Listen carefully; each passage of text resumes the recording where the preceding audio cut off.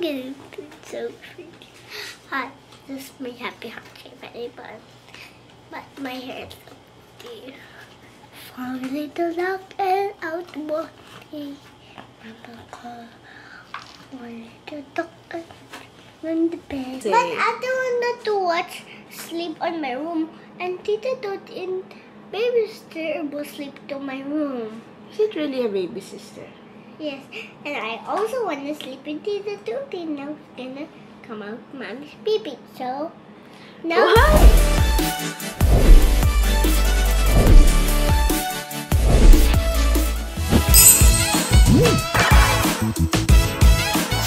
Thank you, Toto Heart. Good morning. Actually, gabi na. And we are currently 37 weeks. Are we 37 weeks? Let me check. Mommy right now is... And Happy is 3 years old. Happy is 3 years old. So, today is 37 weeks and 6 days na ako. I'm entering 38th week of my pregnancy, and lately sobrang nesting ako, as you guys can see sa reality show if napanood nyo na. Sobrang nesting ako, and right now I need to fix a few more things bago ako tuluyang manganak. Excuse you, bless you, baby. My red's already color red. Yeah, your ribbons are red, so pretty. I like it. You know, Mommy bought it for you. Yes, and I love you.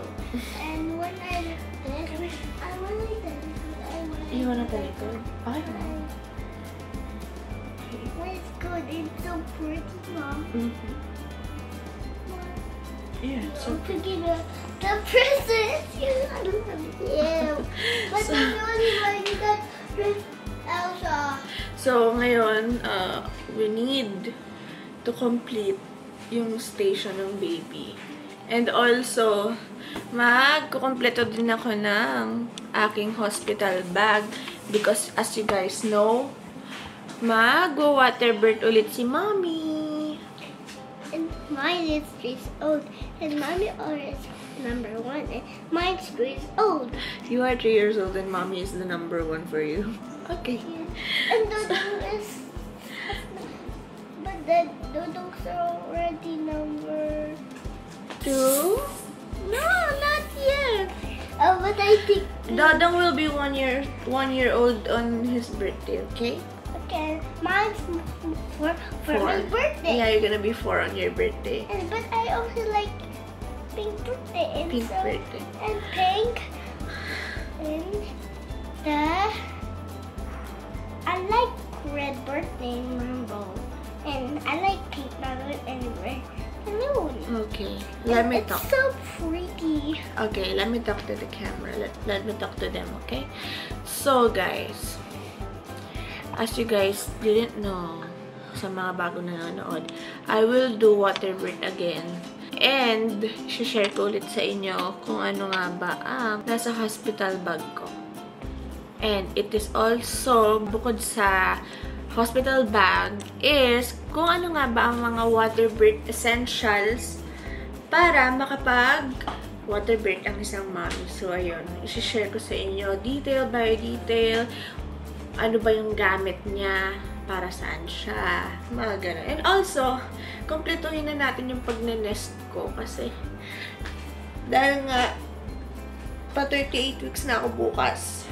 Kabado na ako dahil si Dodong, nanganak ako kay Dodong, guys, 39 weeks. So, it's a matter of time na lang kung gusto niya na lumabas o hindi. Kasi, pag ay isa akin, I was already 5 to 6 centimeters dilated.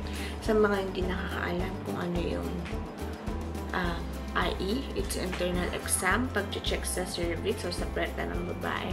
And yung pagka-dilate ko or yung pagkabuka ng aking cervix ay 5 to 6 centimeters na out of 10. So, ibig sabihin, 4 to 5 cm na lang.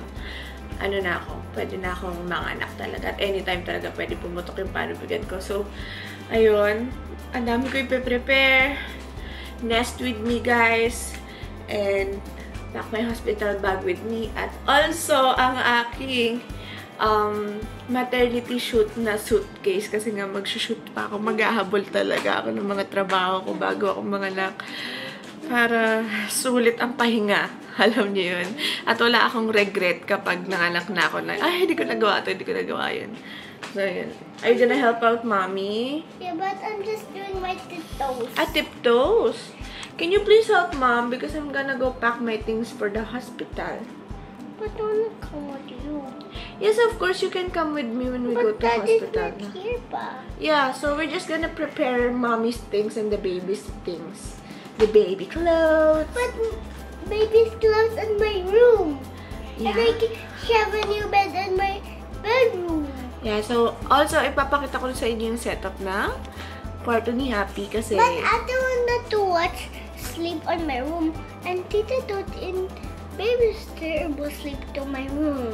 Is it really a baby sister? Yes, and I also want to sleep in Tita Dot and now gonna come out Mommy's baby. So now What? Where's the baby's gonna come out? She's gonna here. Where? In? Here. Here, what's that? Here. It's on your baby. It's on It's okay, anak. That's true. That is where the babies come out, you know? Yes, I'm just doing setting on my tiptoes. Wow, so nice. So, ayun guys, samahan nyo na kami. Kasi, ako ay mag-aayos na Mom, can you come out with you? ng room ni Happy at ni Baby. Kasi pinag-join ko sila ng room. Sama. Yes, come on. You're gonna sama, of course. And but baby sister stinks. Wala. Huh? Ang lock ko yun. Niloko-loko me. So guys, this is the current state ng room ni Happy. Ayan, dito yung bed niya. May pull out para sa yaya. And then, crib ni Baby. Yung mga baby stuff nila. Ayan. Kaya ako nilagay dito yung kwarto ni Baby. Kasi, si Happy, usually naman to natutulog sa kwarto namin.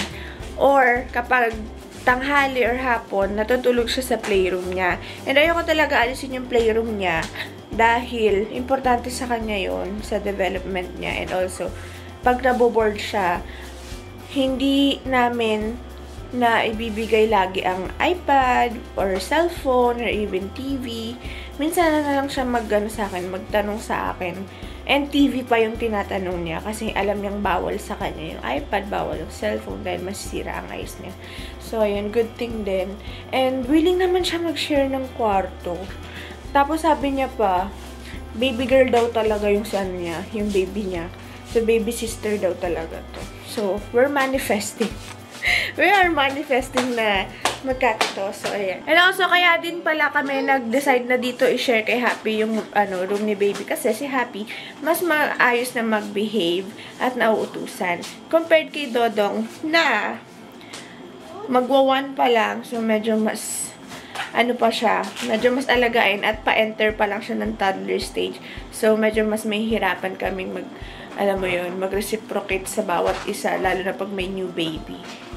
So, ayan. Si Ate P, medyo mas nakakaintindi na. So, ayan. Let's go! What we're gonna do is, lalagyan ko na kortina yung pintuan kasi tagusin sa CR. Eh, since dyan ko nga ipapwesto yung... This is so cute, Mom! Since dyan ko nga ipapwesto This yung... is so cute, Mom! Yeah, it is. Cute. Yeah, it is, anak. It's also so pretty.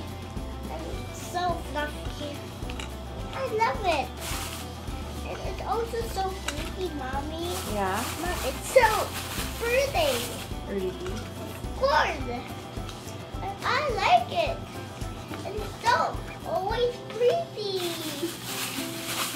So, ang ginagawa ko, guys, para meron silang spaces in between, Ala. nilagyan ko ng tissue roll. What have you did, Mom? What have I done? Yes, what have you did of this? It gets so... Oh, I'm so sorry. I'm gonna... Mom, you do that again after you go. Okay. So, ganyan yung itsura niya, guys. Can you get me some toilet rolls? Thanks, my love. Mom, You're doing a you're great so job. pretty. Thanks. Can you give me one more? Sorry, I like this tissue. I'm so sorry, Mom. It's okay. Okay, one more. No. Can do it. Would Thanks. you please? See? I do that by myself and I can't by myself. Yeah, you do.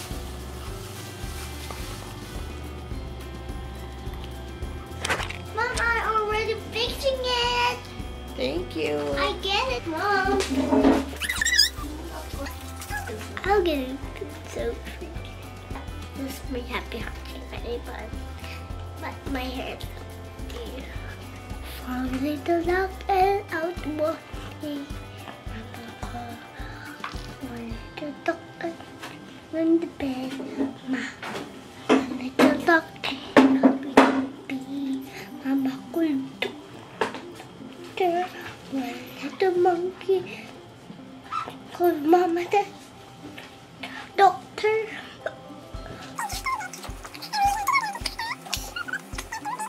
No. I'm singing One Little Monkey. Oh, that's nice. 5 little ducks and out one day. Over and young and far away.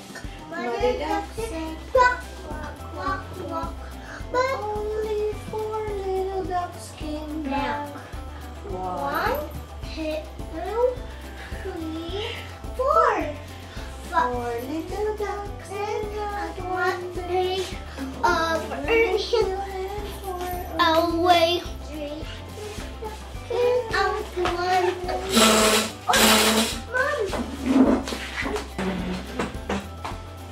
You see? It's like, I didn't know, guys, if you can see, pero ito na yung itsura niya. So, ito yung epekto ng may tissue roll siya. So, naka-columns talaga siya ng ganyan. Pero, papasteam ko na lang sa mga angels ko para pulido. And, once again, may crib si baby. Napakalaki. I don't know if you can tell, pero pares na pares siya nung crib ni Happy nung baby siya. This one is from Mang Ben's Paluchi na mga ano siya, custom na mga woodwork. So, doon talaga kami nagpapagawa ng mga cribs, sa mga diaper changing station kasi napakatibay. Tumagal ng ilang years kay Happy yung crib niya until sa ayaw niya na doon sa crib niyang humiga. Kaya pinamigay na namin sa iba namang mga buntis na mommies na kailangan ng cribs. Pero, ang bait-bait ni Mang Ben kasi this time around nagpadala ulit siya ng crib. This is their largest size. I think this is 42 by something. Basta yung pinakamalaking crib size sa market. Ayan, American size siya. Ang maganda dito, 2 levels siya. So, pag medyo malaki na si baby or nakakatayo na, pwede mo na siyang i-transition as bed. And also, pwede siyang gawing bedside crib. So, ayun. Isa siya sa mga pinaka gustong-gusto ko talagang ito talaga yung pinaka gusto kong crib sa market kasi talagang sadya talaga at sila talaga yung gumagawa. Kaya matibay na matibay. Again, once again, thank you so much kay Mang Ben. Mula first baby hanggang third baby ko talaga nakasupport sila sa akin. And guys, I highly recommend, hindi to dahil binigyan nila ako ng crib. Ako din talagang tumagal yung crib. Hindi sayang yung bili ninyo kapag kay Mang Ben kayo nagpagawa ng cribs ninyo. And also, madami rin silang choices kasi may iba-iba silang mga sizes at mga designs sa pagpipilian. And sobrang guaranteed talaga yung tibay. And also, may nagpadala din sa akin ng crib set naman yung aking mattresses. So, may mattress ako sa ilalim. Nilagyan ko ng waterproofing. Tapos, itong pinaka-top niya na tawag dito, padding niya. Bukod dun sa mattress itself. Ayan, tas may mga bolster pillow. As you can see guys, gender neutral yung color kasi nga hindi pa nga natin alam kung baby girl ba or baby boy si Happy. And ang dami nilang pinadala sa akin bukod sa mismong crib set nila na may mga protector or bumper sa gilid. Ayan, napaka high quality din yung bolster set. Meron din pinadala ng nursing pillow. Kasi super kailangan talaga ito pag bagong panganak ka. Hindi ka mangangalay magbuhat ng baby at magpadede. And also, meron din silang pinadala sa akin na travel bed ni baby. Para kung sakaling may outing or may event or kung saan man kami pupunta ni baby, meron kaming madadala na compact na bed niya. So, ayan, ganun din. May bolster pillow and may mga unan sa head niya. Actually, dalawa pa nga yung extra. And again, gender neutral lang dahil wala pa tayong gender ni baby. Tsaka na lang natin malalaman yan. Again, thank you so much sa Baby Wonder. Napaka-generous nila, guys. And sobrang ganda. Ang lambot at halatang matibay yung pagkakagawa. Sila talaga nagtatahi nito, guys. Hindi kayo tinipid sa filler ng mga unan-unan nila. So, again, Baby Wonder, kung gusto niyo ng mga crib set, yan, nagka-customize din sila. Depende sa size ng crib ninyo. Ayan. And, let's move on. Kasi tapos na ako sa pagtatakip nung, anong tawag na? Sa pagtatakip ng door ni baby, di ba naaano na ako, brain fog na. Ngayon naman, kumpletuhin na natin ang What's in My Hospital Bag Waterbird Edition at ang mga Waterbird Essentials. Let's go. Okay, we're now downstairs and as you can see doon sa corner na yon, gilid ka anak. Ayan, I have my hospital bags. Ang dami, di ba? Bakit ang dami? Siyempre, share ko sa inyo para aware din kayo kung ano ba yung nakalagay sa ating hospital bag. Let's go. So, in my first suitcase, andito lahat ng Waterbird Essentials ko at isi-share ko sa inyo yun, guys. Kung ano ba yung Waterbird Essentials natin. So, let's give it a shot. Ito yung mga bagay na pinaredy sa akin noon kay Dodong, pero hindi ko din naman nagamit kasi nga, pagdating ko dun sa hospital is ready to push na ako. So, hindi ako nakapag-labor ng matagal sa hospital. One of the essentials is under pads.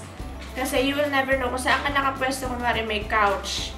And hindi naman leather yung couch. Tapos, pag nabasaan ninyo, mahirap labhan. So, ayun. Under pads, para kung saan ka pa pwesto at pumutok man panabigan mo or unti-unti na talaga siya nag-delete. May sasalo. Next up is mga basahan. Bakit basahan? Nagdala ako ng 10 basahan kasi nga waterbird tayo at sa paligid ng pool, ayoko naman kunwari bababa ako ng pool pag ayoko na mag-swimming pool. Is madudulas ako, diba? So, kailangan natin ng basahan. There we have it. Meron din akong fishnet. Bakit may fishnet? Kasi, pag na-jebs ka, kailangan saluhin yun sa water, diba? Ganon. Yun yung purpose nun. Pag nanganganak ka, minsan may sumasabay na unwanted guest. Ay, unwanted guest. May ate ko. Ayun. Tapos, meron akong clean bath towel na naka-separately, naka-bag. Para ano talaga siya, malinis na malinis. So, nagdala ako ng 3 large towels. Ayan. And then, ito, importante to para sa akin. Ang aking disinfectant stuff. So, meron tayong wipes na pang-disinfect. Meron tayong spraying mist na, spray na anti-microbial at anti-germs, eme-eme. Extra face mask kasi you will never know. Yung mga kasama mo, walang dalang face mask or alam mo na, mahirap na. Di bali ng safe, nan sorry. Up next is ang adult diapers kasi pagkapanganak mo, magdudugo ka. So, kailangan mo ng adult diapers. Yung tape ha, para hindi na mahihirapan yung mommy kasi bagong panganak, tapos pagsusuotin nyo pa ng pull-ups na diaper. Tsaka na yun kapag medyo may lakas ka na. Pero habang bago kung panganak ka pa, sobrang vegetable ka pa. Must have. Sobrang importante ng adult diapers na tape. Up next, ang aking pain management stuff. Ano nga ba yung mga nandito? Mga heat pack sa mata, mga heat puff sa katawan, tapos mga inhaler ko, mga essential oils, lagayan ng ice, yung ice pack, kasi nakakatulong din na magkaroon ng something cold or something hot sa katawan mo during labor. So, helpful to guys. And I swear by it. And, up next, itong bag na to, napakalaki. At lahat ito ay Perineum Care Essentials. Perineum Care. Perineum Care is para sa Kifila, para kay Kifi at kay kay Backdoor. Ganon. Kasi, pagka bagong panganak ka, it's all sore down there. So, meron ako mga essentials like witch hazel spray, mga betadine na feminine wash para maging antiseptic yung pang-wash ko down there. And also, meron ako mga maternity pads, mga pull-ups na diaper. Sobrang importante ng pull-up diaper kasi kapag once na sawa ka na, once na meron ka ng energy para suot sa sarili mo, mas gugustuhin mo yung pull-up na diaper, hindi yung detape. Kasi parang kung malaking baby kapag naka-diaper ka na detape. So, ayun siya. Ayun lang naman. At ito pa pala, pinaka-importante sa aking Perineum Care ay ang aking portable na Peri Bottle, aka portable bidet. Kasi ito, makokontrol mo yung pressure. Lagyan mo ng tubig, gaganyan mo lang. Kesa yung mga bidet, kasi hindi mo malaman, minsan, first time mo mag-CR, doon sa CR na yun, tapos yung bidet nila nakakawasak ng pagkatawa. Eh, bagong panganak ka, boosh, sira ang bataan. So, ayun siya, itong sa side na to. Sa other side naman, what do we have here? Happy, can you open up for me, please?